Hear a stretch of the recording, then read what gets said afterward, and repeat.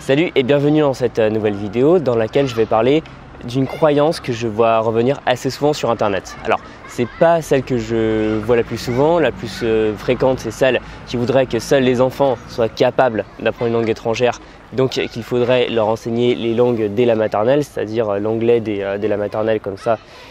C'est plié, les enfants ont appris l'anglais et après de toute façon quand ils seront adultes ils ne pourront plus rien apprendre, donc il faut le faire absolument à ce moment-là. Ça c'est la plus répandue.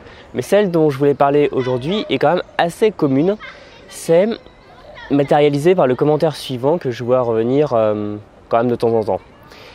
À quoi ça sert d'apprendre des langues aux enfants sachant qu'ils ne savent déjà même plus écrire le français? Et ça c'est super intéressant pour plein de raisons. Il va y avoir non pas une mais deux choses là-dedans. La première, c'est que beaucoup de personnes pensent qu'apprendre des langues, plusieurs langues en même temps, ça va créer des interférences. C'est pour ça, par exemple, pour le français et l'autre langue, que pendant assez longtemps, au XXe siècle, dans les familles d'immigrés, on apprenait rarement la langue du pays d'origine aux enfants, de peur que ça perturbe leur apprentissage du français et donc que ça compromette leurs chances d'intégration. Alors que énormément d'études ont démontré que le fait d'apprendre plusieurs langues pendant l'enfance, le bilinguisme, dû à des origines variées, il n'y avait aucun problème, que les enfants arrivaient très bien à s'y retrouver et, parvenus à l'âge adulte, arrivaient à parler le français et la langue du pays d'origine sans problème. Donc voilà, ça c'est ce problème d'interférence qui crée aujourd'hui une peur assez proche chez les apprenants, qui est celle d'apprendre plusieurs langues en même temps et de les mélanger, alors qu'en fait il vaut mieux mélanger un petit peu de langues qu'on apprend plutôt que n'en apprendre aucune de peur de le faire. Enfin, c'est évident, mais pourtant il y a quand même cette peur un peu irrationnelle qui vient bloquer les choses. Ensuite, l'autre croyance, c'est que si on ne maîtrise pas parfaitement les codes du français, on ne peut pas espérer apprendre une autre langue. Et si on apprend une autre langue, ça va perturber et ralentir l'apprentissage du français, ce qui fait qu'on va se retrouver avec une génération d'ignards qui ne sait rien écrire. Bon, alors, est-ce que d'un point de vue générationnel, le niveau en français a baissé? Ce qui est souvent sous-entendu dans ce commentaire, c'est les Français, les enfants ne savent plus écrire, rien ne va plus ma bonne dame, il faudra une bonne guerre pour changer tout ça. Bon, sans blague, alors franchement, il faudrait des statistiques, là j'en ai pas sous la main, mais je peux vous dire, en ayant travaillé sur internet, avoir reçu énormément d'emails de personnes, on va dire jeunes, même des adolescents, de personnes plus âgées, 60, 70, 80 ans, et j'ai pas remarqué une corrélation parfaite entre l'âge et le niveau d'orthographe. Honnêtement, j'ai vu plein de mails hyper bien écrits de personnes qui avaient 18 ans, comme des mails bourrés de fautes de personnes qui avaient 18 ans, et des mails hyper bien écrits de personnes qui avaient plus de 80 ans, comme des mails bourrés de fautes de personnes visiblement assez âgées. Donc ce mythe qui voudrait que les personnes plus âgées aient appris dans une sorte d'âge d'or de l'éducation un français plus châtié et une orthographe et une maîtrise de la langue supérieure aux jeunes générations, alors ça c'est complètement faux.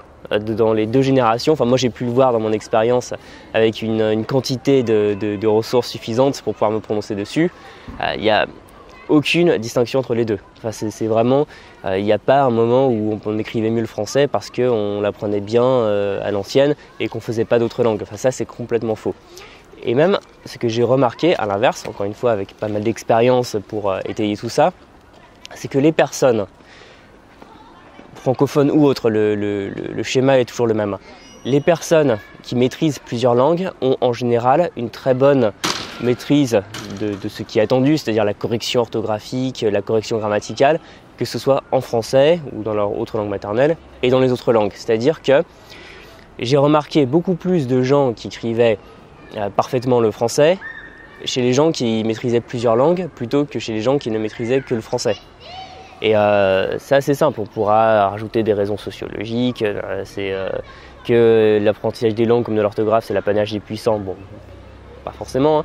Mais en tout cas, j'ai remarqué qu'en général, les gens qui maîtrisent plusieurs langues, et que ce soit des Français ou toutes les autres nationalités de toutes les autres langues maternelles, il y a la seule vraie corrélation que j'ai trouvée, c'est que les gens en général qui maîtrisaient plusieurs langues, les gens polyglottes, s'exprimaient mieux dans toutes ces autres langues. Donc ça montre bien à quel point ce mythe de si on apprend des langues étrangères aux enfants, ils vont pas savoir écrire le français, c'est complètement faux. Enfin, c'est vraiment un fantasme et je pense pas que ça va vous surprendre, parce que déjà, je vais sûrement pas dire qu'il ne faut pas apprendre des langues étrangères, hein. Bon, on est quand même sur une chaîne d'apprentissage des langues, ça serait un peu étrange.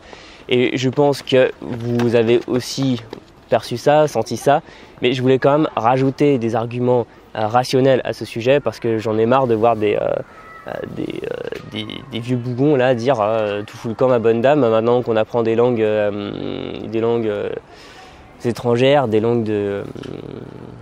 je sais pas comment dire, bon en fait j'ai plein de mots péjoratifs qui me viennent en tête, je vais peut-être pas les sortir, mais en fait c'est complètement faux de penser que juste parce qu'on va se concentrer pleinement sur le français, on va le maîtriser parfaitement. Donc oui, peut-être, si on apprend toutes les règles parfaites du français, qu'on fait des dictées suivies, qu'on s'applique partout, peut-être qu'on va très bien maîtriser le français sans se servir des autres langues.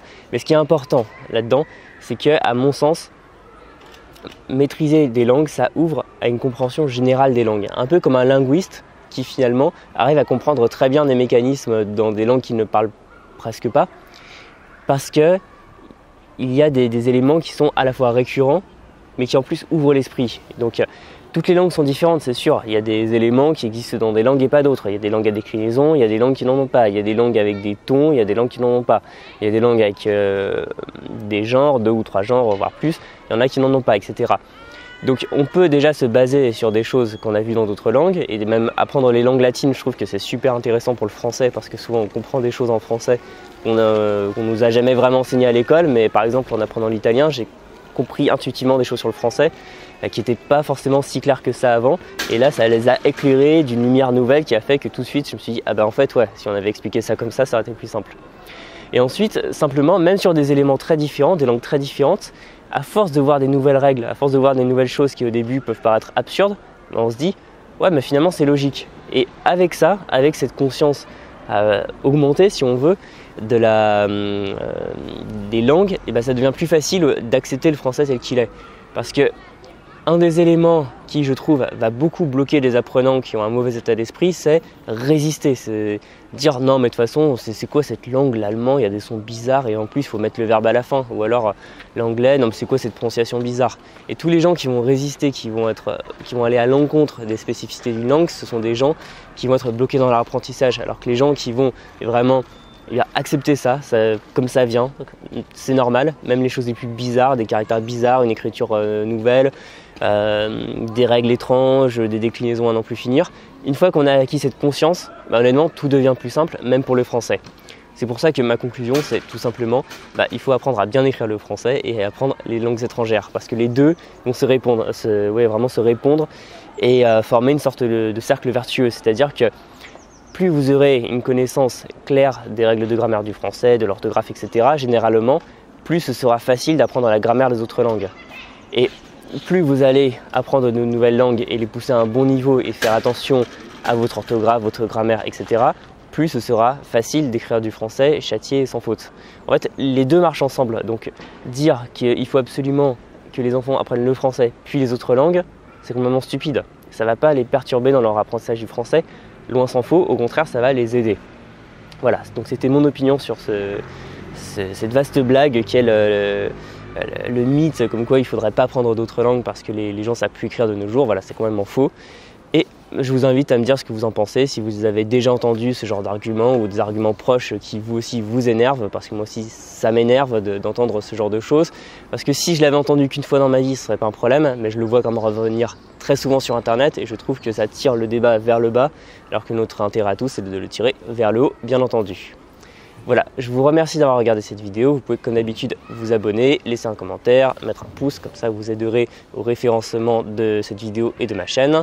Et vous pouvez encore rejoindre mes contacts et bénéficier de ma mini-formation gratuite 25 techniques pour apprendre votre vocabulaire. Vous avez le lien en bas dans la description et on se voit tout de suite de l'autre côté. On se voit dans une prochaine vidéo. Salut!